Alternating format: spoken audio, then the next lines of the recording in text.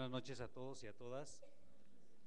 Sean bienvenidos y bienvenidas a esta conferencia, El País que recibe Enrique Peña Nieto, que será impartida por el maestro Arturo Sánchez Gutiérrez. Él es sociólogo egresado de la Universidad Autónoma Metropolitana y es maestro en estudios latinoamericanos, egresado de la Universidad de Oxford, Inglaterra, y candidato a doctor en ciencia política por la misma universidad. Ha sido profesor en la Universidad Autónoma Metropolitana, en la Universidad Nacional Autónoma de México y en el Instituto Tecnológico Autónomo de México. Las líneas de su investigación son sistema electoral, partidos políticos e instituciones democráticas, financiamiento y fiscalización de los partidos políticos, estudios latinoamericanos, historia política en México y desarrollo de las instituciones militares en México.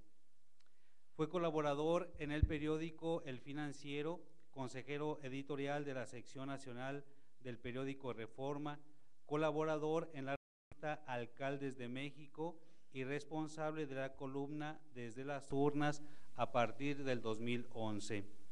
Fue director ejecutivo de Prerrogativas y Partidos Políticos del Instituto Federal Electoral de 1996 a 2003.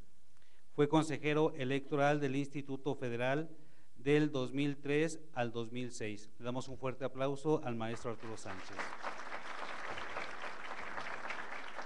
Gracias. Pues, ¿puedo hacer desde ahí? Sí.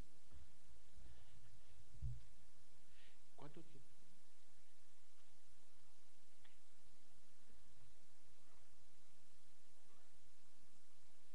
Pongo mi cronómetro porque si no, me paran. Buenas noches, me da mucho gusto estar con ustedes. Esta plática la venimos planeando Gaby Pacheco y yo desde hace varios meses, porque esto iba a pasar.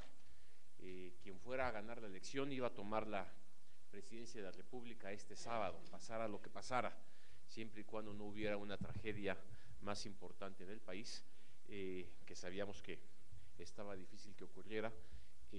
Y había que reflexionar no solo sobre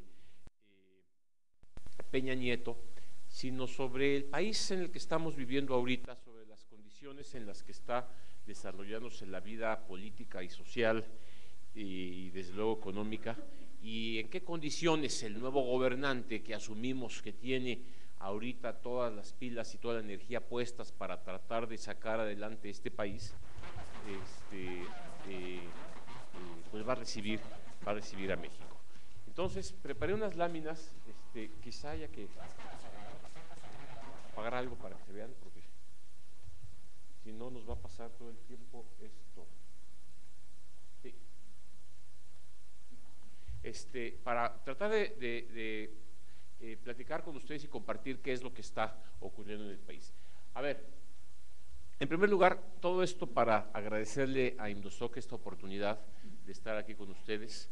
Se valen todas las preguntas y dudas, debe haber muchas. No es un momento sencillo del país, ni tampoco es muy fácil para Peña Nieto gobernar este país. Pero bueno, vamos a ver en qué condiciones estamos.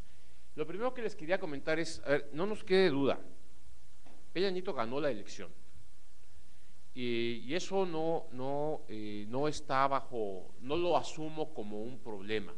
El problema que tiene Peña Nieto al haber ganado la elección como la ganó es la legitimidad y la credibilidad que pueda tener en amplios sectores de la población. Los números son muy simples.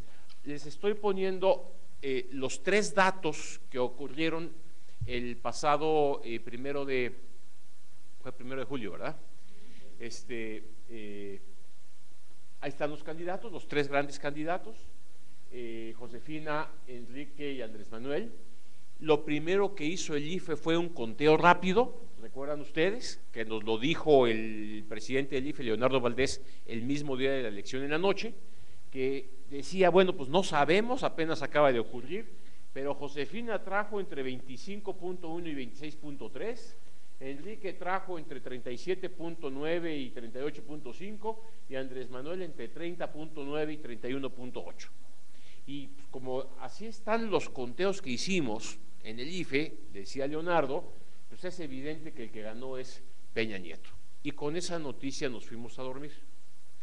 Ahí empezaron varias discusiones y varios problemas que ya conocimos que se presentaron después con la reacción de Andrés Manuel López Obrador y demás.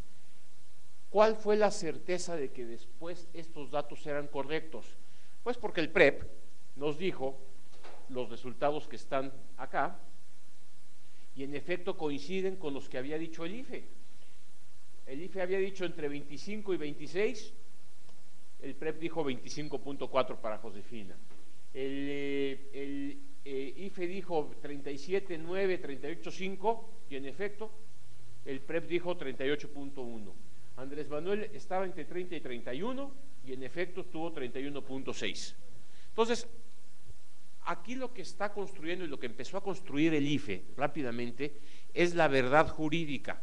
Había ganado Peña Nieto, pero por si fuera poco, vinieron los cómputos distritales, ya el resultado ahora sí oficial, y en efecto se comprueba que los datos que se habían dado desde el principio eran los verdaderos. ¿En dónde está el problema? Si podemos pensar que hay un problema electoral de que debe o no, en el sentido amplio de deber, con honestidad, con claridad, debe tomar posesión Peña Nieto el 1 de diciembre, este sábado, la respuesta es, si vamos al número de votos, sí. Ahí no hubo trampa, ahí no está el problema. Hay muchos otros problemas que tienen que ver con la calidad integral de nuestra democracia. Y es ahí en donde Andrés Manuel tiene un punto, ya lo hizo, y seguramente vamos a empezar a trabajar para corregir. ¿Qué puntos hay? Hombre, ciertamente los medios de comunicación apoyaron a Peña Nieto. Hombre, ciertamente parece que gastaron y obtuvieron más dinero del que era legal obtener y gastar. Hombre, pues parece que en efecto las encuestas, si no lo hicieron deliberadamente, sí estuvieron diciendo todo el tiempo que Peña Nieto iba a ganar por mucho y se generó una percepción que aquí comentamos durante los meses anteriores a la elección, diciendo pues no hay forma, no hay forma de que no gane Peña Nieto. Y ese tipo de percepciones le dan a nuestra democracia un problema, porque no nada más basta que estos datos sean ciertos y el IFE salga muy bien a decir, ahí está. No, el que va a tomar posesión el 1 de diciembre, además de que tiene atrás de sí estas verdades jurídicas, debiera traer también la credibilidad de toda la nación, diciendo, pues, en buena lid ganó Peña Nieto. Pues no es el caso. Buena parte de la población sigue pensando que algo ocurrió y, sin embargo, pues llega Peña Nieto y no es la mejor forma de llegar. Lo mismo que le ocurrió a Felipe Calderón, ¿sí? Lo mismo que le ocurrió a Carlos Salinas de Gortari, lo mismo incluso que le ocurrió a Ernesto Zedillo, a pesar de la amplia votación. Parece que nuestra democracia está hecha de tal manera de que no queremos creer lo que no nos gusta que va a ocurrir. El único presidente que llegó en donde nadie fue al tribunal a protestar fue Vicente Fox, curiosamente. El PRI fue el primero que aceptó la derrota. De ahí en más no ha ocurrido. Algo le pasa a nuestra democracia, pero no nos hagamos bolas, como decía Carlos Salinas de Gortari. Con estos datos queda muy claro que ganó Peña Nieto y va a gobernar el país 6 años. Y si Felipe Calderón llegó como llegó, con 250,000 votos de diferencia, no 3 millones de votos de diferencia como estos, sino 250,000 votos de diferencia, y pudo gobernar 6 años, con todos los trabajos que tuvo que pasar, Peña Nieto va a gobernar 6 años. Entonces, la reflexión que nos tenemos que hacer es, ¿en qué condiciones va a gobernar Peña Nieto? ¿Y de qué manera va a gobernar Peña Nieto? Yo ya no me pelearía si debe o no. Ya eso lo hizo Andrés Manuel, ya hay muchos temas que vamos a discutir más adelante, ya se empiezan a discutir. Hoy justamente se está discutiendo un pacto entre los diputados, entre los presidentes de los diferentes partidos políticos, buscando darle salida a este tipo de problemas que se generan en las elecciones mexicanas. Entonces, Peña Nieto va a gobernarnos. A ver, ¿qué es lo que se siente, qué es lo que se percibe en el ambiente político de México? Bueno, en primer lugar, hay una expectativa de que algo cambie. Esto nos pasa en México cada 6 años.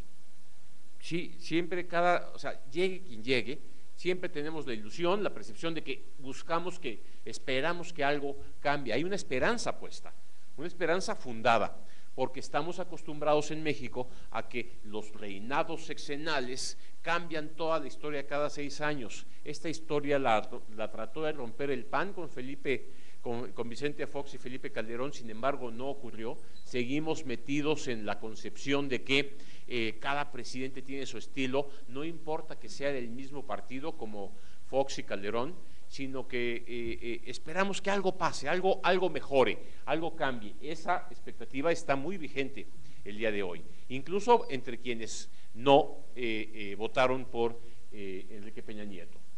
Hay otro temor: vamos para atrás porque regresó el PRI. Y esto es otra percepción muy clara, ¿sí?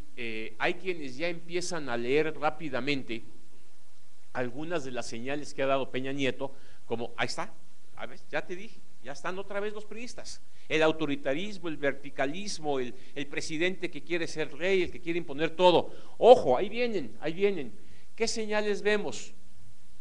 Pues esta idea de volver a fundir, bueno, esto vamos a platicar un poco más adelante, hacer la Secretaría de Gobernación otra vez, la Secretaría de Gobernación que ustedes y yo conocimos hacía tiempo, que había que tenerle miedo, el presidente que cerca el Palacio Legislativo para poder tomar posesión, el presidente que, en fin, empieza a rumorearse o no quiénes son sus miembros del equipo de gobierno y demás, el miedo de que regrese el PRI, porque los que nos acordamos de lo que era el PRI, pues no queremos que regrese ese PRI. La realidad es que México ya no puede tolerar un PRI como el de antes, pero no conocemos a este PRI. Este PRI que ganó no lo conocemos. Nunca México ha tenido un presidente del PRI con las condiciones en las que Peña Nieto va a recibir el país. Y eso es un poco lo que vamos a platicar el día de hoy. Otra percepción que hay: fue Televisa, fueron los poderes fácticos, fueron los televisos los que hicieron a Peña Nieto, lo fueron construyendo poco a poquito y ahora el gobierno le debe a Televisa el poder. Y entonces pues se van a seguir enriqueciendo estos señores y van a ser los que realmente gobiernen, los poderes fácticos que son los que hicieron a Peña Nieto. Eso no ocurre, eso no es así. Los medios de comunicación por sí mismos no lo pueden hacer, aunque en efecto ayudaron. Y otra percepción que se está dando en ciertos niveles, que es importante: inicia una estrategia de diagnóstico. Hay que empezar a ver cómo realmente está el país, qué hay que rediseñar, qué hay que cambiar, hay que mover el énfasis de ciertos lugares y ponerlos en otros lugares. ¿Cuál es nuestra expectativa? Pues que algo se haga con el problema de la seguridad, de que, bueno, pues esta cifra que finalmente dio Felipe Calderón hoy de 110,000 muertos o algo así, pues se detenga. De que la expectativa es que, bueno, estos señores, al menos en el viejo PRI, sí traían orden, sí sabían cómo meter las cosas en orden, no por mecanismos muy bonitos, pero orden sí. Entonces la idea es que, bueno, que pongan el énfasis donde tenga que ponerlo, que vaya a haber una mejor situación y que, pues ya que están ahí, nos aguantamos un poquito el viejo PRI, pero que metan orden en un país que se percibe desordenado por básicamente el problema del narcotráfico y la violencia. A ver, fíjense el mapa político que tenemos. ¿Por qué el PRI va a gobernar y puede gobernar bien? Todo lo rojo son lugares donde ganó el PRI. Si hubiéramos visto este mismo mapa hace 12 años, era más o menos de aquí para acá, todo azul, y esta parte de acá, todo amarilla, con puntitos verdes del PRI por ahí. Sí, hoy no. El PRI sí aprendió y sí ganó elecciones.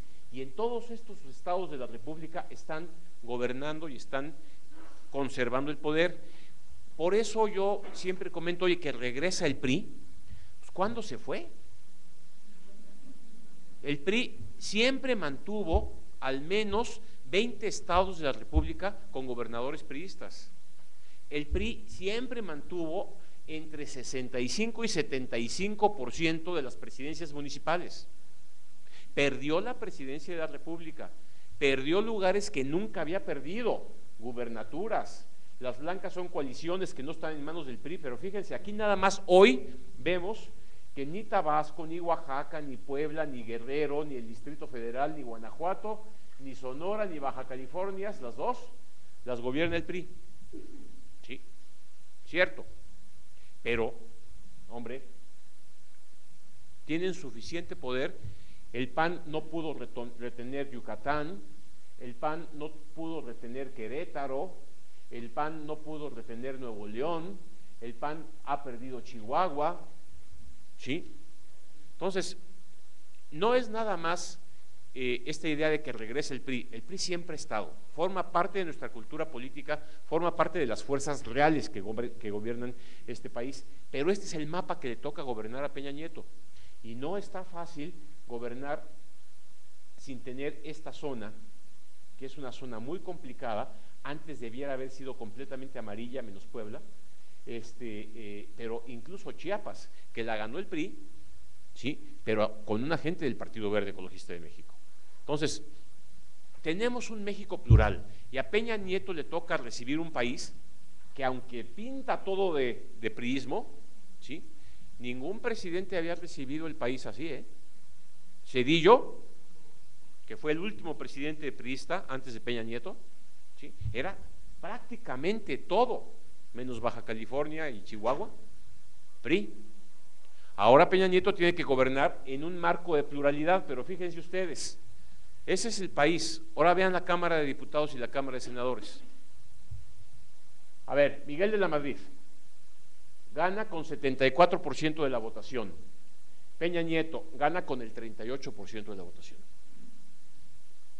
Sí, gana, se puede ganar con el 30% de la votación, siempre y cuando se hace el que más votos tienes.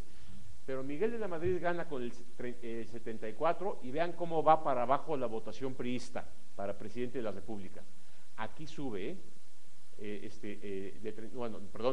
Zedillo 50 a 38%, el siguiente presidente del PRI. Pero vean los senadores, ¿sí? 64%, 64 senadores, el 100% de la Cámara de Senadores era del PRI para el señor Miguel de la Madrid. Y va bajando, y va bajando. Fox tuvo cuando más el 35% del Senado, ¿sí? Peña Nieto tiene el 42% del Senado. Por eso el Senado hoy le vota en contra las iniciativas que manda el presidente, ¿sí? Así de simple. Eso no le habría pasado ni a Miguel de la Madrid, ni a Carlos Salinas de Gortari, ni a Ernesto Zedillo. Es el primer presidente del PRI que no va a tener estos números para garantizar que sus leyes pasen. Lo mismo pasa en la Cámara de Diputados, fíjense ustedes, 74% de la Cámara de Diputados, 52% de la Cámara de Diputados, 60% de la Cámara de Diputados. Con estos diputados y con estos senadores, cualquiera gobierna México, ¿sí? El problema es que Peña Nieto tiene un país en el cual apenas tiene el 42% de la Cámara de Senadores y apenas el 41% de la Cámara de Diputados. No puede imponer su voluntad. El PRI no sabe gobernar en estas circunstancias, ¿sí?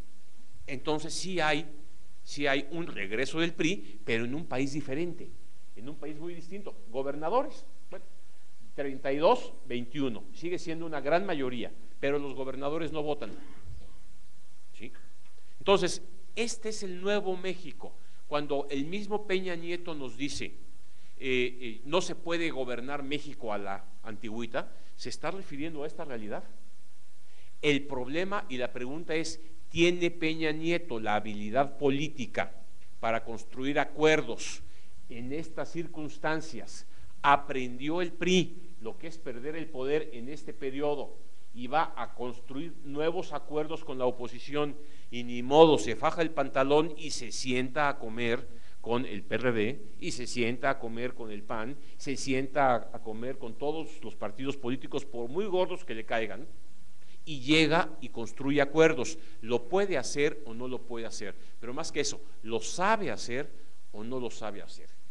Y esta es la nueva aventura a la que vamos a empezar a trabajar a partir de este sábado. A ver, datos nada más para que no se nos olvide.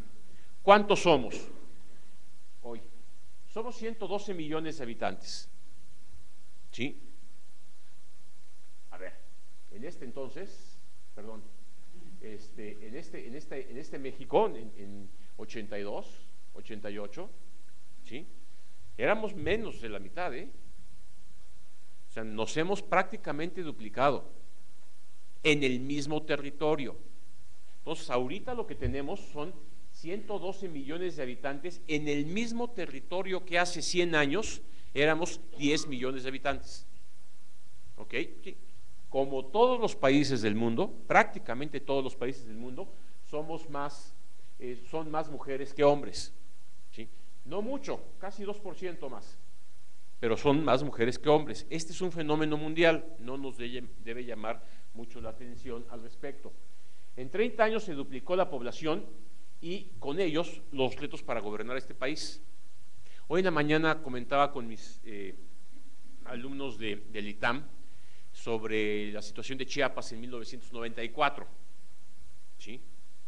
Y bueno, en este crecimiento demográfico de 112 y así a esta velocidad, cuando en 30 años se duplica la población del país, de repente se nos olvidó que había indígenas. Y en 1994 se hacen presentes y cambian la forma de hacer política, ¿sí? Entonces, este tipo de crecimiento poblacional que ha estado muy presente y que no va a dejar de crecer hasta más o menos 2050, que es cuando la línea de crecimiento se va a empezar a estabilizar de acuerdo con todos los cálculos demográficos. Sí, bueno, este país que está creciendo sigue dándonos más y más y más sorpresas. Y es este México que va a empezar a gobernarse este sábado con un panorama completamente distinto. 29.7 millones de jóvenes entre 15 y 29 años, ¿sí? La fuerza productiva más importante, entre 15 y 29 años, los jóvenes entre universitarios, estudiantes, trabajadores, drogadictos, ¿sí? Parranderos, alcohólicos, ¿sí? Productivos, no productivos. Bueno, ahí tenemos casi 30 millones de mexicanos. Pero de los 112, 10 millones son adultos mayores. Este es un dato muy importante, porque México tendría que haberse ido preparando año con año, con año con año, para que cuando llegáramos a ser o llegaran a ser adultos mayores, tantos como somos ahora, ¿sí?, la sociedad los pudiera acoger, recibir y seguir protegiendo. Y hoy nos enteramos que el Seguro Social está en crisis y no tiene para pagar pensiones. Y al ISSSTE le pasa más o menos lo mismo y demás. Este es un reto que tiene que enfrentar quien gobierne México. Ya se está enfrentando. Hay 52 millones de pobres.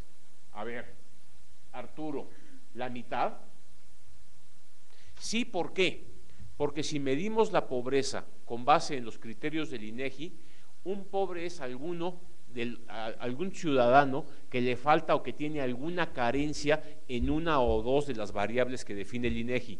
Por eso, en efecto, comparando el país, en efecto hay 52 millones de pobres. No quiere decir que se estén muriendo de hambre, no quiere decir que no puedan trabajar, no quiere decir que no tengan incluso trabajo o que no puedan sobrevivir, ¿sí? Pero tienen escasos recursos y alguna carencia importante. Pueden tener falta de educación, pueden tener falta de salud, pueden tener falta de servicios en sus habitaciones y demás. Pero lo importante es que de esos 11.7 sí están en pobreza extrema. Y eso es Ese es el México que tiene que empezar a resolverse ya. Todas las políticas económicas que empezamos a desarrollar a partir de 1982 han tenido dos características fundamentales. Número uno, ¿sí? Todo en el marco del neoliberalismo, ¿sí? Han preferido que sean las fuerzas del mercado más que los subsidios quien marquen el desarrollo de la economía, y han sido exitosas.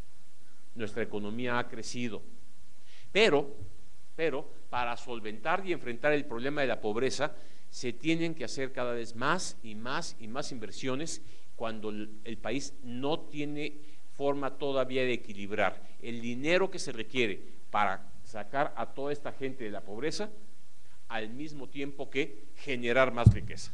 Y ese es el típico desequilibrio que estamos justamente viviendo el día de hoy.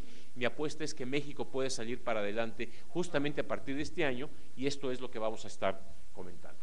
Bien, vean la línea de crecimiento de los jóvenes.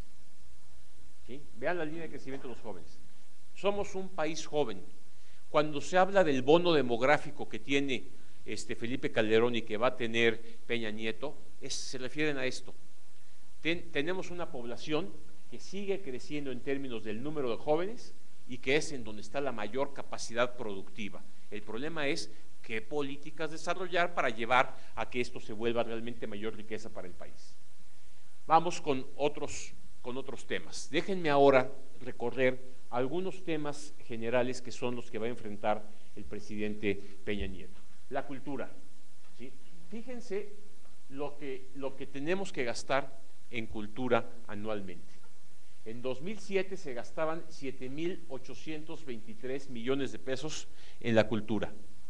En 2007, hoy se gastan 15,000 millones de pesos en cultura, en promoción de la cultura. ¿Cuál es la crítica? O sea, ¿está muy mal nuestro sistema cultural o qué es lo que está pasando? Porque fíjense las cantidades. El presidente Felipe Calderón, en efecto, incrementó sustancialmente este gasto. ¿Sí? Aquí es en donde el problema del uso de los recursos se vuelve muy importante, y es lo que se le va a reclamar históricamente a Felipe Calderón y se le va a exigir a Peña Nieto. No bastan los números, hay que ser eficiente en el gasto. Y ese es el nuevo reto que tiene el nuevo presidente. Lo que hizo Felipe Calderón fue conseguir recursos y ponerlos en donde los tenía que poner para que el desarrollo cultural, en términos educativos, en términos de todos tipos, creciera. El problema es hacerlo con eficiencia. Y ese es el reto fundamental al cual se va a enfrentar Peña Nieto. ¿Sí?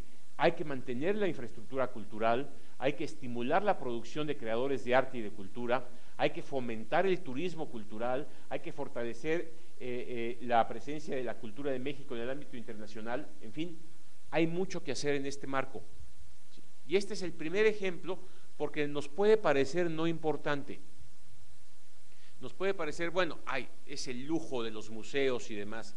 No. O sea, lo que México está viviendo cuando decimos de que hay esta cantidad de jóvenes en estas edades, es que si no les damos a estos muchachos un marco cultural nacional, algo que los identifique con su pueblo, con su México, con su país, con sus raíces, y eso es desarrollo cultural, si no los integramos ahí, nuestro México pierde identidad, y pierde identidad en muchos sentidos. De hecho, ya la hemos perdido en muchos aspectos, y esa es una batalla que no se puede relegar. El reto es hacerlo correctamente de ahora en adelante. Bueno, hacerlo con más eficiencia. El presidente Calderón no lo hizo mal, pero hay que ser más eficientes, y ese es el reto fundamental. Vamos a otro tema. Fíjense ustedes, si nos bajamos del mundo de la cultura y nos vamos a los municipios en particular, fíjense ustedes cómo estamos divididos. Todos sabemos que tenemos en el país 32 entidades federativas, 31 estados y un distrito federal. Sí, y todos sabemos las capitales de los estados y demás. Nada más que el país está dividido en 2,441 municipios y 16 delegaciones por los del Distrito Federal. Y de estos solamente en Oaxaca hay 570, mientras que en Baja California hay solamente 5. ¿Sí? Bueno, ¿Qué es lo que ocurre con este tipo de problemas? Cuando tenemos una población dividida municipalmente, cada una con su presidente municipal, a veces de partidos diferentes en el mismo estado, normalmente con partidos diferentes en el mismo estado, con una pluralidad diversa, con un territorio, como ustedes conocen el mapa de Oaxaca, que históricamente se tuvo que dividir tanto para tener 570 municipios diferentes en Oaxaca, mientras que en otros lados de la República, como Baja California, pues no es la bronca. En Baja California Sur, prácticamente desierto, apenas 5 municipios. Bueno, este tipo de problemática de cómo funcionan nos permiten ahora medir cómo funcionan y cómo se desarrollan los municipios en el país, porque recuerden, civismo número 1 en primaria, la unidad básica de organización del pueblo mexicano es el municipio libre, ¿sí?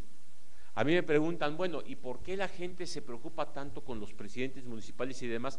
Pues porque es su autoridad inmediata, es con quien la gente convive. El presidente municipal es el que va a construir o no, o pavimentar o no, la calle en donde vivo, ¿sí? O va a dar facilidades de tránsito o no, en fin, es el presidente municipal. El presidente de la República es una autoridad muy grande, muy lejana, no me manda a mí directamente, el presidente municipal sí. Y hay que fortalecer la vida municipal, por eso se le destinan, fíjense ustedes, 482,155 millones de pesos. Una gran cantidad de dinero, ¿eh? Sí, y ahí está el reto fundamental. Ahora, ¿esto se gasta eficientemente? La respuesta es no. Ni en la época del viejo PRI, ni en la época del panismo, y no hay muchos estímulos para que se haga bien de ahora en adelante. Otra vez, el reto de Peña Nieto es que este dinero, que seguramente se va a volver a integrar a este tipo de partidas, se gaste adecuadamente. Y aquí es en donde empezamos con algunos problemas de política. Fíjense ustedes, se acaba de votar una ley muy importante, que es la Ley General de la Contabilidad Gubernamental. ¿Qué dijo el presidente Fox después de toda esta bronca del endeudamiento de los estados en el norte y demás? Hay que meter orden. Y para que metamos orden, la contabilidad de todo mundo tiene que ser la misma. Ya basta de que los gobernadores de los estados tienen su propia contabilidad y llevan sus cuentas a su manera y nadie sabemos en qué se gasta el dinero. No, vamos a hacer las reglas claras. Todo el mundo vamos a gastar el dinero de la misma manera, las mismas partidas, y señores gobernadores y presidentes municipales se suman a la administración pública federal y todos nos vamos a poner de acuerdo. Ay, si no cumples, de 2 a 7 años de cárcel, para los alcaldes. ¿Qué es lo que está pasando? Pues hay que reorganizarnos y hay que meter a personas que no estaban acostumbradas a rendir cuentas, porque normalmente no tienen dinero, a meterse a administrar su dinero de una manera distinta y rendirle cuentas a la federación, nada más que a cambio de que si no lo haces bien, viene la cárcel. Oye, qué bien, por un lado vas a meter orden, sí, pero qué mal por otro lado, porque en este sexenio murieron por cuestiones de delincuencia organizada 34 alcaldes, porque así como el municipio libre es la unidad básica de nuestra organización política, también es la más vulnerable, ¿sí? Y es ahí en donde tenemos la contradicción. ¿Por qué me voy al municipio? Porque de nada sirve decir lo que nos va a decir hoy en la noche a las 9 Felipe Calderón en su mensaje de despedida, o lo que nos va a decir el señor Peña Nieto dentro de un año en su informe de gobierno, que las cifras macroeconómicas del país están bien. Sí, la economía mexicana está bien, es sana, la deuda es manejable, estamos creciendo.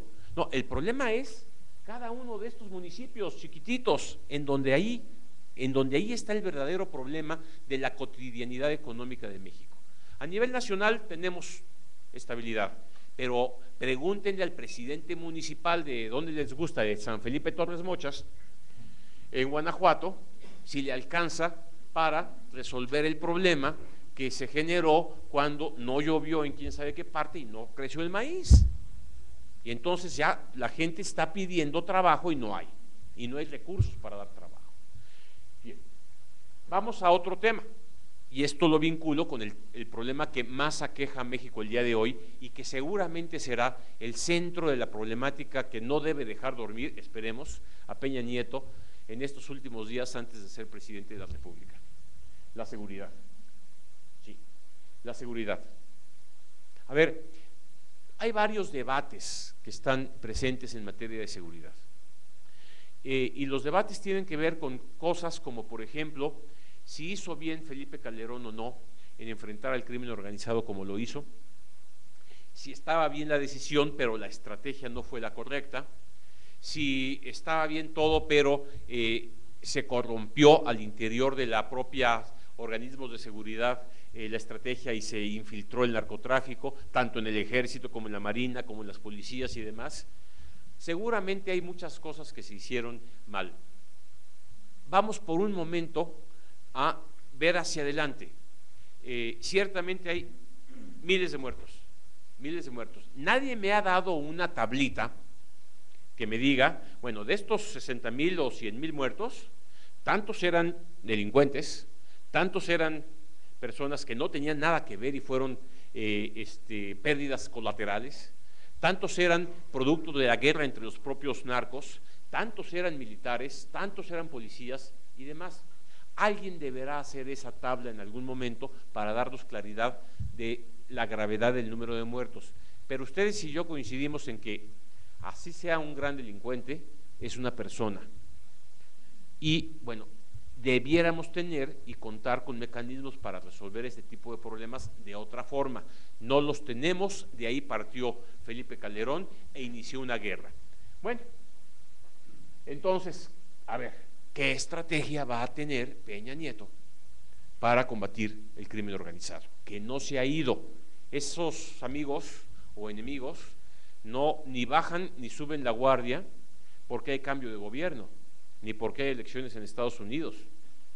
Ellos siguen actuando tal cual, con sus propios intereses, y eso es lo lamentable. ¿Qué nos va a decir Peña Nieto ahí? ¿Hasta dónde va a seguir la presencia de los militares? ¿Por qué le tenemos a veces miedo a que los militares en las calles, como se dice de repente en algunos noticiarios? Eso está bien, la gente lo acepta o no lo acepta, lo va a mantener Peña Nieto. El mismo Andrés Manuel López Obrador tuvo que decir que si él ganaba la presidencia de la República no sacaría al ejército de las calles, porque sabe perfectamente el tamaño del problema que estamos viviendo. Hay que tender a sacarlo, ¿sí? Pero ¿cómo y con qué estrategia? Esa es quizá la pregunta más difícil para cualquier analista, pero sobre todo para Peña Nieto, ¿sí? Seguramente está pensando o estaba pensando en este problema, un mando único policial. Porque imagínense que además tenemos dividida la policía en los 2,445 municipios que existen, y cada municipio tiene su policía y cada presidente municipal se encarga de pelearse con su propia policía para combatir el narco. Pues por eso había que hacer la policía federal y por eso había que mandar el ejército bajo un mando más nacional. ¿Qué es el momento de hacer una sola policía que unifique todo y que pueda darse direcciones claras? ¿Esa va a ser la estrategia o no? Felipe Calderón, Vicente Fox y Felipe Calderón optaron por un camino distinto. Le quitaron a la Secretaría de Gobernación la responsabilidad de tener la Policía Nacional. ¿Sí? Enrique Peña Nieto propuso, regresémosle a la Secretaría de Gobernación la policía y desaparezcamos esa Secretaría de Seguridad Pública que ya se probó que no sirve para nada. Bueno, son estilos distintos. La pregunta está en el aire y no sabemos y no nos vamos a enterar hasta que no lo veamos actuar. ¿Qué va a hacer Peña Nieto para resolver quizá el problema más serio? Pareciera que quiere mano dura, y nos lo está diciendo con lo que ya es más que un rumor, que el señor Murillo Karam va a ser el Procurador General de la República. Es mano dura, ¿sí? No nos gusta porque así como que muy limpio, yo no metí las manos al fuego por él, pero de que tiene mano dura, tiene mano dura. Ese va a ser el estilo, ¿sí? Se va a acabar el problema en el otro poder de la Unión, que no depende del poder ejecutivo, que son los jueces, el poder judicial, y aunque tengas mano dura en la policía, el poder judicial va en efecto a meter a la cárcel a quien tiene que meter a la cárcel, o vamos a tener que regresar al viejo presidencialismo en donde el presidente también le ordenaba lo que tenían que hacer a los jueces, que tampoco nos gusta. ¿Sí? No sabemos, pero es la pregunta fundamental, una palabra sobre teoría. ¿Por qué es la pregunta fundamental? Teóricamente, cualquier estudioso de ciencia política sabe que el Estado-nación surgió con un solo objetivo, Cuando en la Edad Media empezaron a hacerse los primeros ciudades, estado importantes, y empezaron a consolidarse como los reinos importantes que empezaban a combatir hasta que se unificaron. ¿Por qué el pueblo estuvo de acuerdo en permitir que un rey o un señor feudal los mandara y los ordenara y todo eso? Por una simple y sencilla razón. Ese señor feudal se encargaba de darme seguridad. Y a cambio de que me dé seguridad, que construya la muralla alrededor de la ciudad, que cuide mis tierras, a cambio de que pague al ejército, a cambio de todo eso, yo le pago todos los tributos que él quiera. ¿Sí? Esa es la razón de ser del Estado. Si se pierde esta razón de ser, no hay Estado. Por eso los analistas, algunos analistas hablan de el Estado fallido mexicano, porque está fallando en lo fundamental, la seguridad. ¿Sí? Pero no es una situación a nivel nacional. A ver, perdónenme, estamos aquí, tenemos libertad. ¿Sí? En muchas ciudades y en muchos pueblos no. En muchas ciudades y en muchos pueblos, para tener mi negocio, tengo que pagarle al narco que viene cada 8 días a quitarme mi dinero, ¿sí? Un impuesto adicional. Bueno, esto es lo que queremos evitar. ¿Cómo? Ese va a ser el problema fundamental de Peña Nieto. Vamos a la materia de presupuesto, ¿sí? Porque en efecto, la seguridad cuesta. La seguridad cuesta y cuesta mucho. El gasto programable pagado por el Ejecutivo Federal en funciones de justicia, orden público, seguridad interior y seguridad nacional va para arriba, no queda de otra. Sí, fíjense el cambio entre la llegada de Felipe Calderón, 74,000, a la salida de Felipe Calderón, 147,000, ¿sí? Más que el doble. Cuesta la seguridad y no podemos decir que se ha ganado la batalla. Entonces, ese es el problema, porque ni modo, Peña Nieto, ahora que llegue el lunes que entra a Los Pinos, supongo que va a llegar temprano en la mañana, le van a cantar el himno nacional como honores al nuevo presidente de la República cada vez que llega al Palacio Nacional, se va a sentar y bueno, pues hoy me toca acuerdo con el secretario de Hacienda. ¿Por qué con el secretario de Hacienda? Porque tengo que mandar el día 3, a más tardar el día 15, el presupuesto para el año que entra al Congreso de la Unión, a la Cámara de Diputados. ¿Sí? Y pues vamos a ver, supongamos que será Videgaray. A ver, señor Videgaray, secretario de Hacienda, ¿cómo vamos a mandar el presupuesto a la Cámara de Diputados? Pues mire, señor presidente, ¿se acuerda que usted había prometido construir quién sabe cuántas cosas en toda la República y en su campaña dijo que íbamos a hacer quién sabe cuántas cosas y así ganamos las elecciones y firmamos quién sabe cuántos compromisos en la campaña? Pues ¿sabe qué? Este año no vamos a poder. ¿Por qué? Porque nos tenemos que gastar esto en seguridad. No, lo que pasa es que Felipe gastaba muy mal el dinero. No, señor presidente. Sí. No, hay que gastar dinero en seguridad. Y hay que gastar dinero en municipios. Y hay que gastar dinero en educación. Y no tenemos nueva riqueza que nos permita, y se nos está yendo un dineral en seguridad. Y bueno, ni modo, va a haber que hacerlo. A ver, por eso, precisamente porque Peña Nieto no es ningún tonto y se da cuenta de que las cosas vienen complicadas y está viendo el país, fíjense que ya dejé de hablar del PRI, ya no es un problema del PRI, Este es un problema de la concepción de gobierno. El PRI le sirvió a Peña Nieto para llegar al poder. Ahora tiene que gobernar con él y con los demás partidos. Pero el problema ahorita es cómo va a organizar su gobierno. Y por eso tuvimos un paquete de iniciativas muy interesantes en estos últimos 2 meses. ¿Sí? La Secretaría de Gobernación. ¿Qué pensó Peña Nieto? Mano dura. A ver, PRI, vente para acá, Partido Verde, vente para acá. Vamos a pasar una ley en la Cámara de Diputados y en la Cámara de Senadores, en donde vamos a reorganizar el gobierno. Desaparecemos a la Secretaría de la Seguridad Pública, desaparecemos la Secretaría de la Función Pública, hacemos una comisión anticorrupción, le damos a la Secretaría de Gobernación el poder que nunca debió haber perdido, dice Peña Nieto, en contra de lo que pensaron los panistas. Vamos a hacer que la Secretaría de Gobernación tenga una subsecretaría bajo mi hombre de confianza, que va a ser el secretario de Gobernación. Esto me va a permitir tener control y vamos a meter orden, que es lo que la gente quiere.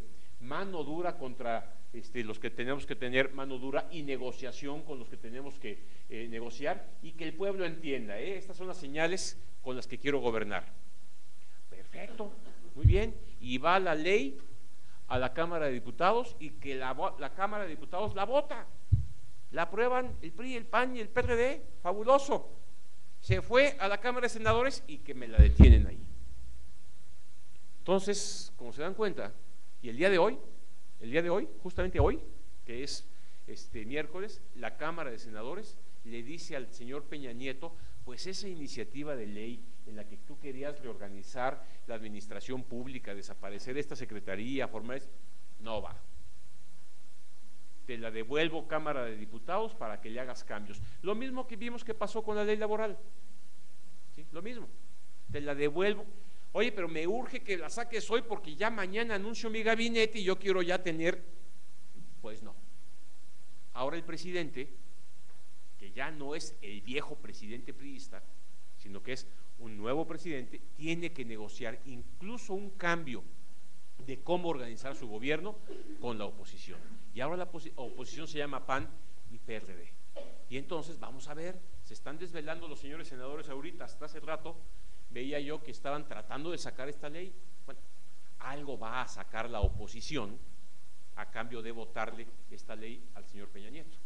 Y esto se llama negociación política, y es la nueva costumbre a la que nos tenemos que acostumbrar para poder gobernar este país si Peña Nieto quiere tener éxito. Bien, vamos a la economía a nivel general, a nivel nacional. ¿Cómo recibe Peña Nieto el país en términos económicos? La palabra clave es estabilidad. ¿Sí? ¿Se acuerdan hace unos meses que tuvimos esa devaluación 2008-2009? En donde se nos fue el peso por arriba, el dólar por arriba de los 10 pesos, pero de repente llegaba a 12, 12.50 y nos acordábamos, los que nos acordamos de esos largos años del peso a 12.50, y luego chispas, se nos empezó a subir más a 13, 13.50 y se nos fue hasta 14 y feria. ¿Sí? Y hoy está otra vez en 13, 13 y feria, y más o menos a veces baja a 12 centavos, a veces vuelve a subir. ¿Sí? Y eso en un plazo de 10 años se llama estabilidad. Punto. El éxito de Carlos Salinas de Gortari al final de su gobierno había logrado bajar la inflación a 28%. Inflación en México durante los últimos 15 años, 4, 4.5, 5, 5.1, 3.9, etcétera. Eso se llama estabilidad. ¿Sí?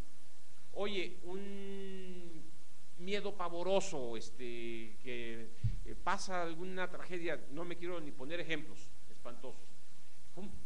Se van los capitales del país. Hombre, tenemos 159.795 millones de dólares en las reservas internacionales, como nunca las hayamos tenido. La economía aguanta una fuga de capitales moderada sin ningún problema, sin tener que devaluar. Eso se llama estabilidad. ¿Sí? Hombre, traemos superávit en la balanza de pagos, hay disciplina en el gasto, la deuda pública está controlada. ¿Qué le puede pedir México a su economía? Seguir así. Además, Brasil está perdiendo ímpetu, estamos recobrando liderazgo en América Latina, estamos empezando a tener más acercamiento con otros países, incluso con China. Brasil está teniendo problemas con China. Bueno, ¿qué más queremos? Nuestra economía va bien y estamos creciendo. Pero ¿sí? No tenemos inversión en donde la tenemos que tener, ciencia, tecnología, investigación.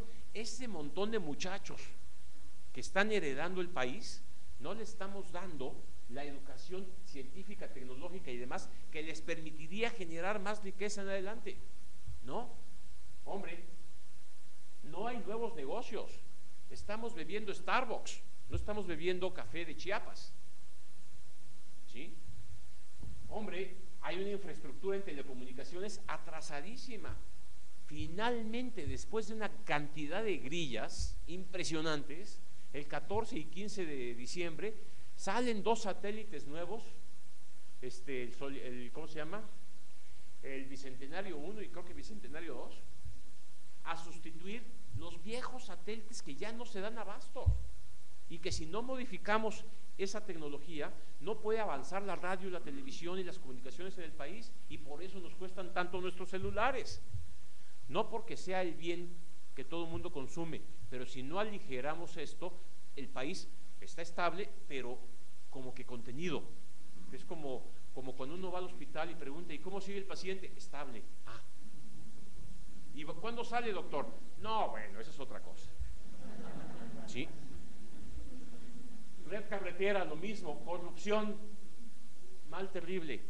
¿Sí? Promesas, vamos a meter inversión privada a Pemex. Y a todos nos sale la bandera nacionalista y nos acordamos de Lázaro Cárdenas y todo este tipo de cosas. ¿Sí? Pero si no metemos inversión privada a Pemex, no hay forma de que emulemos lo que hace Petrobras. ¿Quiere decir que vamos a perder el petróleo? No. Vamos a ver si Peña Nieto tiene la habilidad política para negociar cada uno de estos cambios que se requieren para que nuestra economía genere la riqueza que se requiere. Esa es la pregunta. Haberse lanzado a decir inversión privada en Pemex era una apuesta feroz. Desde luego Andrés Manuel dijo que sobre su cadáver. ¿Sí? El PAN dijo que sí. ¿Cómo se va a negociar eso? ¿Cómo va a tener la habilidad política para lograrlo? ¿Por qué me preocupa telecomunicaciones? Díganme ustedes 2 personas que están atrás de este problema y que se están peleando. Uno es Slim y otro es Azcárraga. ¿Sí? ¿Tendrá Peña Nieto la habilidad política de resolver este conflicto o en efecto los poderes fácticos son los que van a gobernar? Este es el problema. Nuestra economía está bien, pero necesitamos que esta riqueza llegue a todo el mundo, y para hacerlo se requiere resolver una cantidad de problemas que políticamente están atorados. Y la pregunta es, ¿podrá Peña? Este es el reto en el que estamos, tenemos que trabajar. Bien, vamos a la otra parte del pero. ¿Sí? Ya está bien, la economía está muy bien, pero vamos a los grandes peros. Nuestra política social, salud, ¿ok? Perdóneme, señor Felipe Calderón, si yo sé que usted se preocupó porque la población entera tenga acceso a la salud, cierto, no nos podemos quejar, pero la realidad es que el 67.7% de la población no cuenta con seguridad social. Una cosa es tener acceso a un hospital, seguro popular, y otra cosa es el concepto integral de seguridad social. Para estar en el seguro social y todo lo que eso significa, tengo que tener un trabajo. Y hay mucha gente que no tiene trabajo. Punto. Así de simple. ¿Ok? Se reconoce que el seguro popular y el seguro médico para una nueva generación contribuyeron a que el rezago fuera menor. Sí, palomita para el señor Felipe Calderón, sin duda alguna, sin duda alguna. ¿Sí? Pero esto no quiere decir que esté resuelto el problema. Está, lo que vamos a decir ahorita, porque yo tendría que haber puesto aquí, la calidad del servicio. ¿Sí? modo, no es nada más poder ir al doctor, el problema es que el doctor me cure, en efecto. Y ese es el reto de nuestra política social. En camino la universalización del acceso a la salud, sí, insisto, los gobiernos panistas avanzaron mucho acá, pero tenemos retos importantes, ¿sí? Las mamás se nos están muriendo, y esto significa falta de atención oportuna, de que todo esto en efecto se haga una realidad. Y tenemos a los niños más obesos del mundo, y tenemos el problema de la diabetes, ¿sí? Entonces, no es nada más hacer hospitales y formar doctores, es enfrentar integralmente el problema en materia de salud. Ahora vamos al problema de la educación, ¿sí? Tenemos rezago educativo que se redujo de una manera importante, en efecto, y le echo una porra aquí a mi amigo, que en paz descanse, Alonso Lujambio, porque su trabajo no se vio, pero sí logró echar para arriba una gran cantidad de iniciativas que se habían estado conformando en los últimos años panistas, y logró en efecto reducir fuertemente la población infantil que no tenía acceso a la educación. Eso está sin duda como un gran logro, ¿sí? Años de escolaridad, tenemos ya 8.6, segundo de secundaria, ya podemos empezar a pensar que se le empieza a ver algún viso de salida al acceso a la educación. Ya el promedio es que los niños van a la escuela 8.6 años. Bien, vamos, no es la solución, pero hombre, la calidad de la educación, ese es el problema, ¿sí? Hay un chisme que me encanta que está circulando en estos días, me fascina. Dicen que van a poner al señor Emilio Chuaifet como secretario de Educación Pública. Me encanta el chisme. ¿Sabe de educación? Algo, sí fue secretario de Educación en algún estado de la República, en el Estado de México, en algún momento, algo sabe, sí, perfecto. Pero lo que más me gusta es que es el enemigo político número 1 de la señora Elvester Gordillo. Entonces, si ese chisme se concreta, quiere decir que el presidente Enrique Peña Nieto, pues está buscando enfrentar políticamente este problema a partir de hacer algo con el sindicato. Como se dan cuenta, no es nada más buenos maestros, hay un problema político atrás, y el problema de la maestra es un problema serio, porque hoy es la maestra, pero ustedes y yo nos acordamos del profesor Jongitud Barrios, y nos acordábamos antes de otros líderes sindicales, y era la misma historia, ¿sí? Finalmente el CENTE es el sindicato más grande de América Latina, y que sirve incluso para formar un partido político como es Nueva Alianza. Este es un problema político serio, y esto está atorando la calidad de la educación, ¿sí? Y en efecto, con lo que se quedó en el bolsillo mi amigo Alonso Lujambio, que lo echó para adelante, es, bueno, ya avanzamos un poquito, pero ahora la gente no está yendo a la preparatoria de las universidades, no nos da para subir hasta allá. Y ese es el otro reto educativo importante. Salir de secundaria con esta calidad de la educación sigue siendo muy pobre educación para México. Y ese es el reto. ¿Qué va a hacer Peña Nieto? Así recibe el país. Vamos a la otra parte de la política social, la vivienda. Pisos firmes. A ver, créanme, sí, fue un gran avance de la política de Felipe Calderón en lo de la estrategia de pisos firmes, porque eso traía como consecuencia no nada más el piso firme y no dormir sobre la tierra, eso implicaba mejoras en higiene, mejoras en organización de la casa, mejoras en muchos sentidos, incluso en seguridad. Pues el piso firme sí fue un avance importante en materia de vivienda, pero el 15% de la población, más o menos 17 millones, carece de calidad en la vivienda integralmente. ¿Qué quiere decir esto?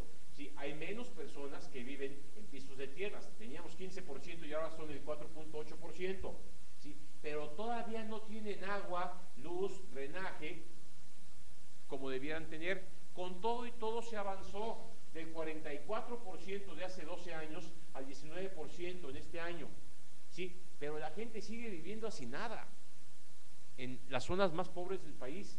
no hay agua entubada y drenaje como debe haber. ¿Sí? De nada te sirve el piso firme si no tienes un baño al que le puedas jalar la cadena. La falta de higiene se vuelve un problema de salud permanente. No hay servicios y esto se traduce en poco bienestar. Y esto es lo que finalmente nos genera una preocupación mayor. Está bien, no va mi hijo a la escuela, está bien, esperemos que no se enferme, pero no estar cómodo, no tener los mínimos de comodidad, es lo que ya integralmente genera un problema social importante. Bueno, vamos al tema más complicado, la alimentación. Casi el 25% de la población tiene algún tipo de carencia en materia de alimentación. No de nutrición, ese es más grave. ¿Sí? Una cosa es tener un problema de no nutrirme adecuadamente y otro es tener un problema de que no tengo que comer. ¿Sí? Y de alguna manera casi el 25% de la población tiene alguna carencia importante de alimentación. Este es un indicador relacionado con el poder adquisitivo. Aquí sí es un problema de pobreza. Aquí sí es un problema de que no me alcanza el dinero para comprar. ¿Saben ustedes que hay muchos más pobres en las ciudades que en el campo? Por una simple y sencilla razón. La ciudad aísla. Salud. La ciudad aísla. La ciudad genera violencia. La ciudad genera pobreza en efecto, las gentes que no tienen ni dónde dormir generan niños de la calle. En el campo, la solución social a este tipo de problema es distinta. Es completamente distinta. Ahí no se muere la gente de hambre. Comen muy mal, pero no se mueren de hambre. En las ciudades sí. En las ciudades sí hay un problema más serio. Bueno, esto sí es un problema y hay retos importantes. Así recibe el país Peña Nieto, insisto, de esto es lo que queríamos hablar. Estos son los retos que tiene que recibir Peña Nieto. Felipe y Fox y Zedillo también, ¿sí? Pero estamos ante una nueva etapa con un nuevo presidente que emana del PRI. Esto se fue para atrás. Sí. A ver, vamos a otro nivel de problemas. Ya hablamos de la política social, ya hablamos de todo este tipo de retos, ahora vamos a otro tipo de problemas.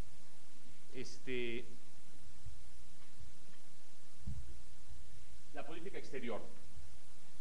Rápidamente, Torres Gemelas, problema. Come si te vas, Fox, ¿se acuerdan? Cuba. Derechos humanos en Cuba. Nos peleamos con Cuba porque por primera vez decimos que no hay derechos humanos en Cuba. Florence Cassés en Francia. Discriminación ante la influencia. ¿Se acuerdan cuando se burlaban de nosotros los futbolistas en América Central y Latina porque nosotros teníamos esta enfermedad, esta epidemia? Nos niegan las visas los canadienses, ¿sí? Hay una ley antimigrantes en Arizona. La iniciativa Mérida, seguridad y narcotráfico no funciona. Bueno, algo hicimos mal con la política exterior, ¿sí? Nos ganamos en muy poco tiempo todos estos conflictos. Bueno, ahí sí la tiene muy clara el señor Peña Nieto. Hay que recobrar el prestigio del país. Entonces, todos estos retos iniciales están ahí. Entendamos al presidente. Fíjense lo que les estoy pidiendo. Entendamos al presidente que está tomando posesión y decidió, porque a él le gusta el poder y ganó la elección, sentarse a gobernar. ¿Sí? ¿Cuál debe ser nuestra actitud ante un fulano? No sé si ustedes votaron por él o no, yo no, ¿sí? Pero que ganó la elección. ¿Cuál debe ser nuestra respuesta ante alguien que, igual que Vicente, igual que Felipe, gobernaron y va a gobernar el país? Seguridad, transparencia, rendición de cuentas, todo esto de lo que hemos estado hablando, ¿sí? Y para colmo de males tiene problemas políticos serios. Su propio PRI, ya mencionamos el Congreso, las reformas que quiere hacer, la democracia, la maestra, el gabinete, ¿sí? Bueno, hay una gran oportunidad y con esto quiero terminar. México tiene una gran oportunidad. Estamos cerrando un ciclo importante de transición, ¿sí? Ya no somos un país tercermundista, no, somos un país moderno, con problemas muy típicos de América Latina. ¿Sí? Hay una gran oportunidad, es un momento para el optimismo, en lo que significa el optimismo en materia de participación y colaboración. Hay que reconocer que somos plurales, la oposición cuenta, tenemos una sociedad civil cada vez más activa, cada vez más demandante. Hay una meta que es la seguridad, hay la necesidad de transparencia, hay que rendir cuentas, pero hay que participar en esto. Lo que no se vale ya en este México moderno es seguir esperando desde acá que aquellos señores que decidieron tomar el poder resuelvan las cosas mientras yo me siento cruzado de brazos. El próximo sábado pues vamos a tener toda esta historia, toda esta historia. El sábado nos levantamos a las 9 de la mañana, prendemos la televisión, nos van a decir rápidamente quiénes son los miembros del gabinete, que ya lo van a ver anunciado el viernes en la noche. Vamos a escuchar los discursos de todos los partidos políticos y el discurso del presidente, que algo nos quiere decir, está esperando que lo escuchemos. Vamos a ver cuál es el nuevo estilo de Peña Nieto, vamos a ver qué piensa la gente, qué se critica, qué sigue en adelante y cuáles son las señales que nos manda. Sigámoslo, al menos enterémonos, ¿sí? Una reflexión: si queremos cambiar para que esto se mueva, si hay un proyecto, evaluémoslo, si hay una esperanza, ¿sí?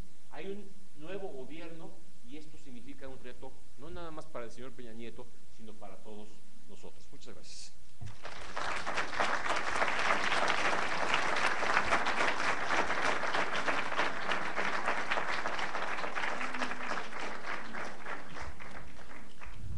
Tenemos tiempo para hacer algunas preguntas.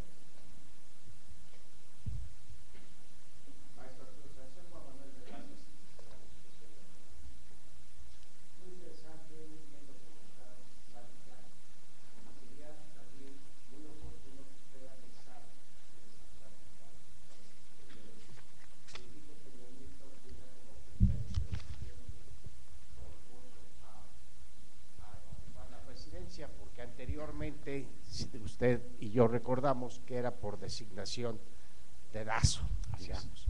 Sí, que llega también con dinosaurios, que todos sabemos quiénes son, pero también llega con un porcentaje muy alto de mujeres jóvenes y de hombres jóvenes que quieren hacer un nuevo PRI. Nuestra experiencia como adultos mayores es muy positiva para el momento en que nos toque aportarla en cualquier situación que estamos esperando que se nos dé la oportunidad. Pero sí debemos desearles a los jóvenes que vengan con ese ímpetu para cambiar este país. Simplemente es lo que quería yo aportar. Coincido completamente con usted, muchas gracias. Es el primer presidente del PRI que llega democráticamente al poder, ¿sí? O no nos creemos al IFE, ¿sí?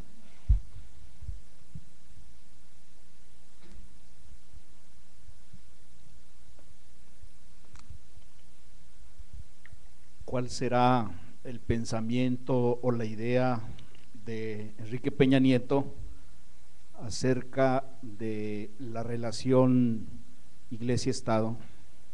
Él, ¿cómo vería la Iglesia? ¿Qué atención le pondría? ¿Si establecería relaciones? ¿Cómo la vería él?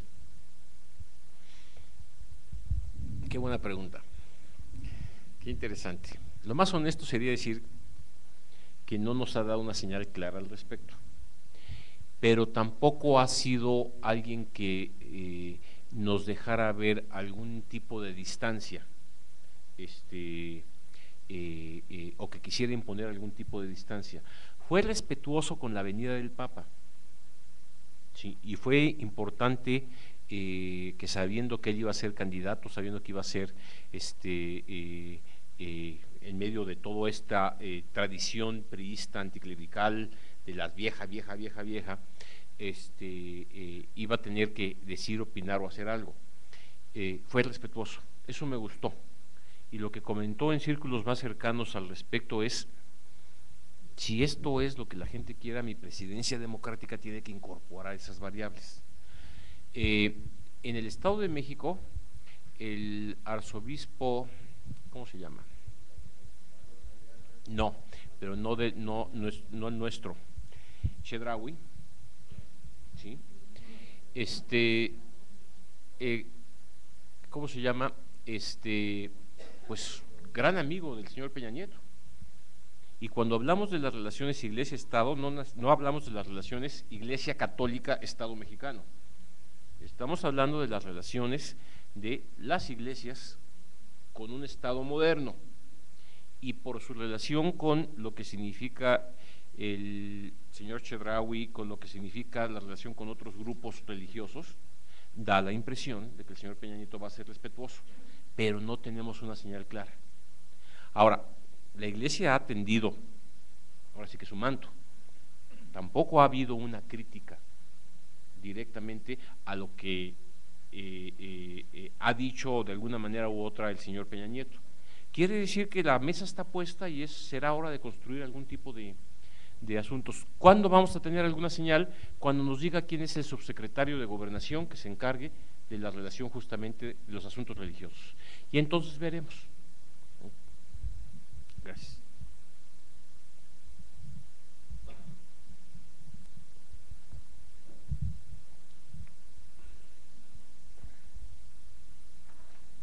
Bien, maestro Arturo, mi nombre es Hugo Arellano y represento Cáritas Arquidiócesis de México. En las campañas, en el tiempo que hubo las campañas para presidente, hubo ciertos rumores acerca de qué influencia había en relación con Salinas de Gortari, y que surgió una cierta incertidumbre, por lo cual muchos de los mexicanos no votamos a favor de Peña Nieto. ¿Qué de cierto hay en ese vínculo entre Salinas y Peña Nieto? ¿Y qué favorable puede ser eso para México o desfavorable? A ver, varias cosas. Primero, Claudia Ruiz Massieu, es factible que sea miembro del gabinete de Peña Nieto en la Secretaría de Turismo. Eso dicen los chismes. ¿Eso significa que la sobrina del señor Salinas de Gortari va a ser miembro del gabinete? Podría ser. Si fuera a ser la secretaria de Gobernación, entonces sí me preocupaba. Pero no es el caso.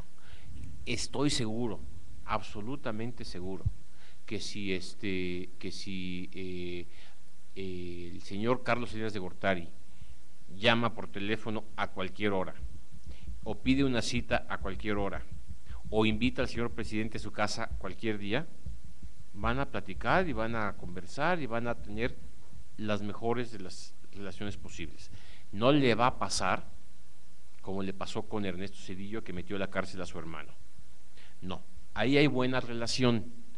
La pregunta atrás de lo que usted me comenta es si el que verdaderamente va a gobernar es Carlos Salinas de Gortari o Peña Nieto.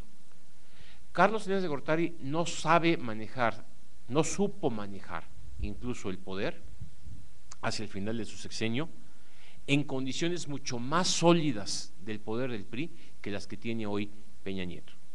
¿Por qué? Carlos Salinas de Gortari le estalló Chiapas el 1 de enero del último año de su gobierno. Asesinaron al candidato que él había seleccionado para la presidencia de la República. Se le cayó la economía durante todo el periodo y elige a Zedillo como el candidato porque no le quedaba de otra, ¿sí? Ese Salinas es el que recordamos como lo tenebroso, como lo difícil, como lo que no queremos que regrese, ¿sí? Pero no se nos olvide solidaridad, no se nos olvide la reforma al PRI que hace en su gobierno, no se nos olvide que Salinas de Gortari crea el IFE, no se nos olvide que finalmente Carlos Salinas de Gortari es, avanzando hacia el libre comercio, el presidente que nos pone en cierta modernización. Entonces, ¿cuál es el temor que tenemos?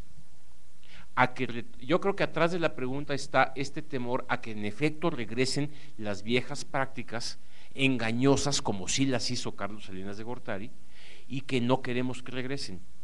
Yo creo que aunque Carlos Salinas de Gortari tuviera mucho poder y le pidiera a Peña Nieto que hiciera ciertas cosas así, pues ya vemos, no pueden pasar la primera ley que querían para organizar su gobierno.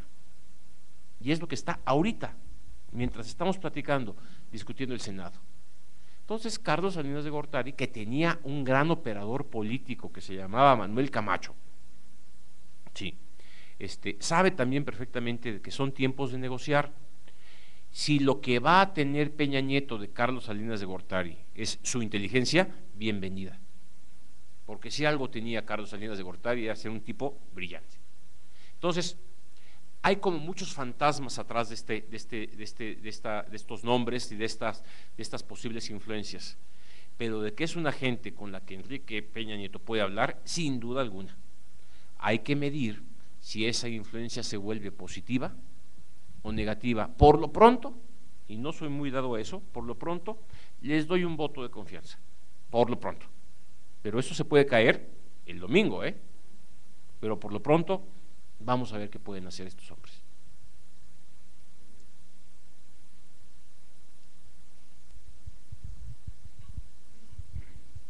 Arturo, buenas tardes. Buenas tardes. ¿Cuál es tu percepción? Hay una colección de temas que son verdaderamente nuevos, aún para el PRI, que tiene mucha experiencia añeja en salud, en seguridad, en agricultura, en educación, pero en materia de transparencia, rendición de cuentas, participación ciudadana, políticas públicas, es tan novato como si hubiera quedado el PT.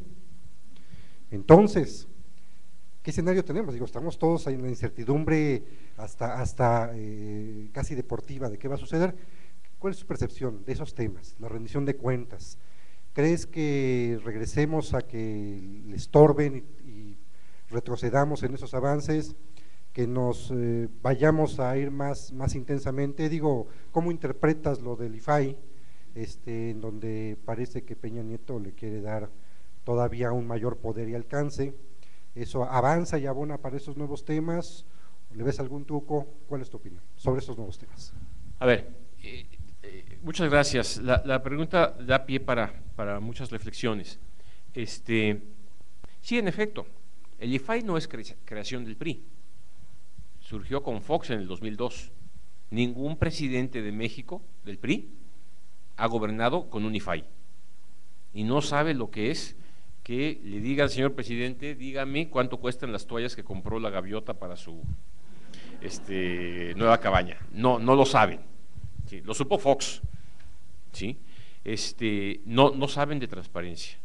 Es más, justamente ese es uno de los principales problemas. En términos de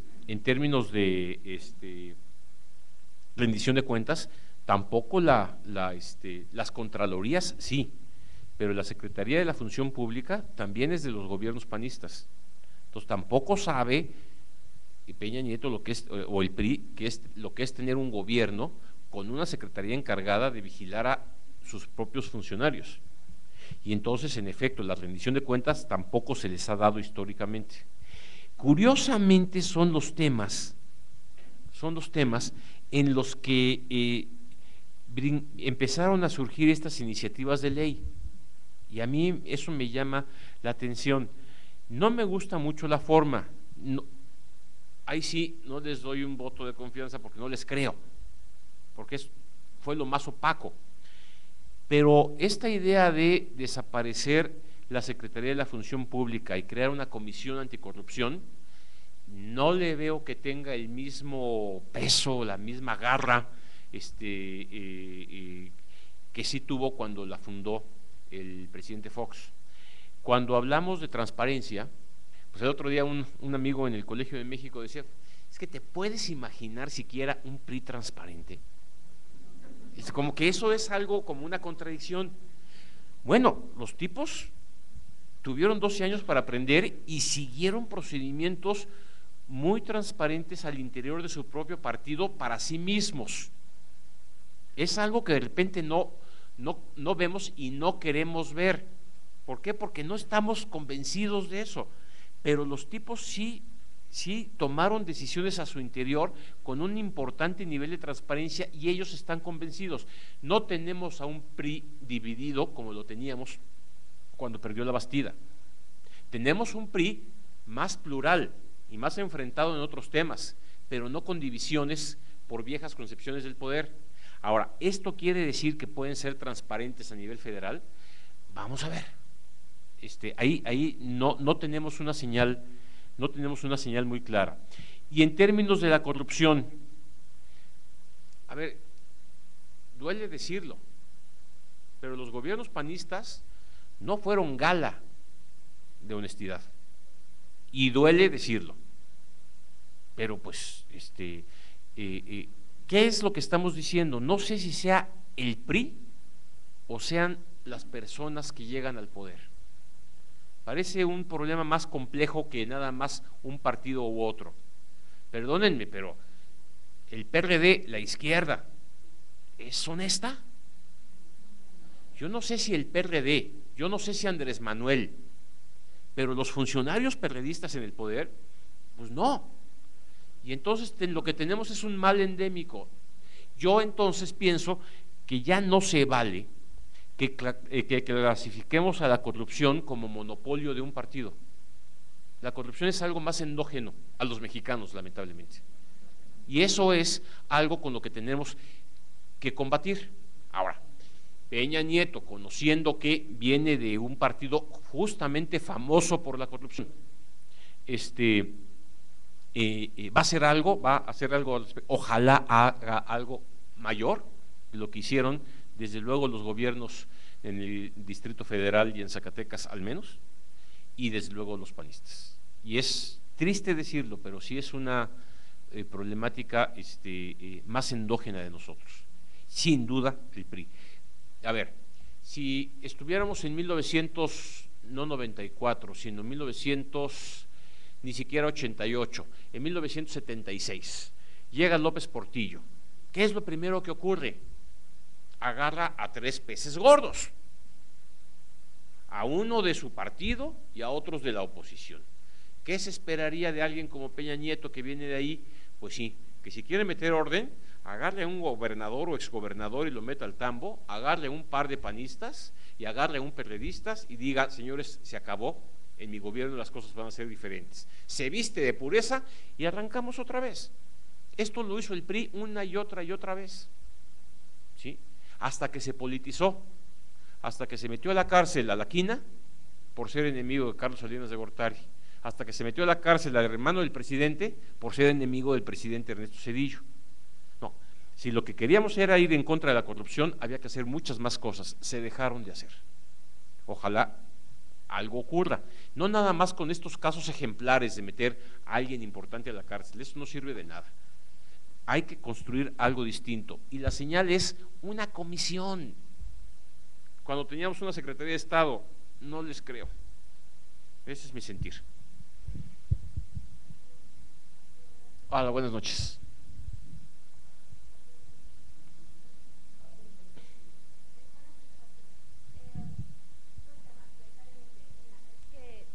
Tenemos una imagen de un presidente que no sabe inglés y que finalmente después de las elecciones varios medios de comunicación, no solo nacionales sino internacionales, mostraron una imagen pobre de un presidente, finalmente eso cómo nos deja en el contexto internacional. Y prioritariamente, por otro lado, hoy tenemos un Enrique Peña Nieto que llega en un mundo en el que las redes sociales y la influencia de los jóvenes mueve muchísima información. Digo, antes era muy sencillo controlar N cantidad de formas e incluso de auditarlas o de prohibirlas. Hoy el internet, pues bueno, ha vuelto locos y bueno, lo volvió loco dentro de su campaña, ¿no? Con todo lo que pasó con la Universidad Iberoamericana. En este contexto, ¿cuál crees que sea la visión o las acciones que vaya a manejar para poder vivir con? A ver, no es la primera vez que tenemos un presidente que tiene algunas carencias en su expresión o algún abuso en sus expresiones o que comete el tipo de errores que cometió. ¿Qué le preocupaba a Peña Nieto cuando empezaron a aparecer este tipo de casos? ¿Sí? La elección. Él lo que le preocupaba era ganar la elección y había que sacarse de eso. Y aprendió 2 cosas. Había que tener cuidado con lo que hacía y decía, había que prepararse más y había que tener una estrategia de comunicación más adecuada. Yo creo que no lo ha conseguido todavía y yo creo que esto es uno de los retos importantes. Optaron por una estrategia que no es sana cuando lo que la gente está esperando, como tú dices, información, comunicación, porque si no nos la da, la inventamos en las redes sociales, pues, fácilmente. Y eso, Yo Soy 132 se hizo, hashtag Yo Soy 132 precisamente por las redes sociales. Y esto es una crítica permanente, pero optaron por la discreción y el silencio, ¿sí? Eso es lo mejor en términos de comunicación. Pues todavía le podemos dar el voto de confianza en el sentido de que, bueno, lo que están haciendo es respetar al gobierno que todavía no sale. Pero no les han salido bien varias cosas en términos comunicacionales. De repente, Videgaray se convirtió en el vicepresidente, ¿no? Y eso fue un error de comunicación. Ya, oye, ¿quién va a ser el secretario de Hacienda? Videgaray. Y de Gobernación, Videgaray. Y se volvió un nombre. Eso no se hace políticamente, porque las primeras reacciones en ciertos medios se empezaba a opacar la imagen del presidente de la República, y justamente es algo que no se hace en México, ¿sí? Y esto, más que sea muy trascendente, es una carencia en la forma de comunicar. Bueno, dicho eso, no me queda tan claro que sea un hombre que no tenga dotes importantes de inteligencia y habilidad política. Es distinto no saber comunicarse, es distinto no poder ordenar, es distinto no poder dar un mensaje oportuno, ¿sí? Es distinto equivocarse en la campaña, siempre con su mano así, a la hora de hablar, o repetir varias veces la misma palabra, siendo un político que ya tiene 6 años de experiencia en el gobierno, en el Estado de México y demás, a no tener habilidad política, a no tener capacidad de diseño. Lo que sí estamos viendo es que sabe conformar equipos, sabe vincularse con diferentes grupos, sabe negociar y está buscando negociar, tiene que aprender a negociar en este México, ¿sí? Y es inteligente, sin duda. Pero para ser presidente de México se necesita mucho más que eso. Y esa que tú mencionas es una carencia importante que vamos a ver cómo la resuelven, que por cierto no fue nada más de él, otros presidentes han tenido el mismo tipo de problemas. ¿Sí? Claro, ¿a qué los que nos acordamos, qué discursos nos gustaría oír? Hombre, pues el señor López Portillo, con esa retórica elegante, con su conocimiento de la historia, que sabía hacer un discurso y convencernos de que los banqueros eran lo peor en el país y que saliéramos a aplaudirles para nacionalizar la banca. De eso ya no hay, de eso ahorita no hay. Y entonces pues vamos a ver cómo resuelven este tipo de problemas de comunicación. Y si vamos a problemas de comunicación, pues cuéntenme a mí. Si hubiéramos tenido en el IFE en el 2006 una mejor estrategia de comunicación, habríamos tenido muchos menos problemas.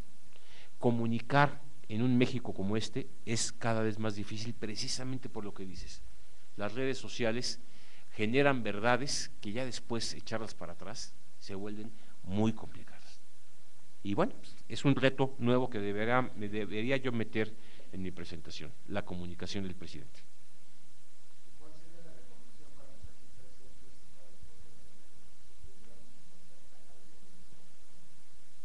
A ver, hoy en la mañana con mis alumnos del ITAM, les decía,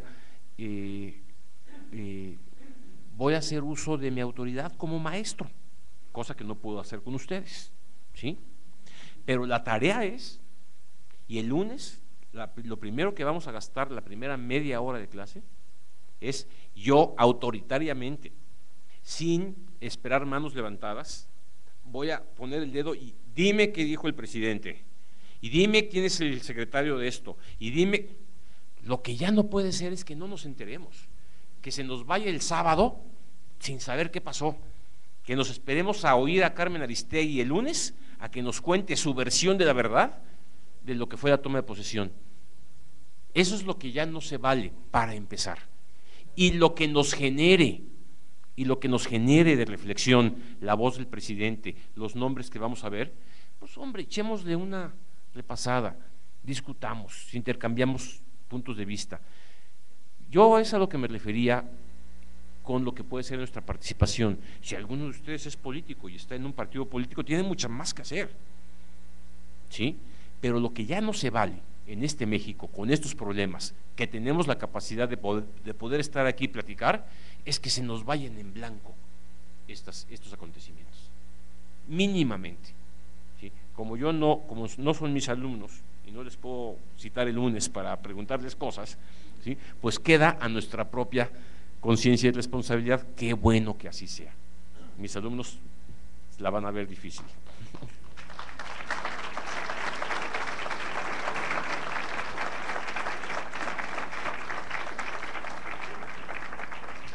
Agradecemos al maestro Arturo Sánchez por esta riqueza que nos ha compartido. Sabemos que tiene una agenda muy apretada y nuevamente le reiteramos nuestro agradecimiento, nuestro gran cariño por la amistad que nos une con él y le brindamos un fuerte aplauso como despedida.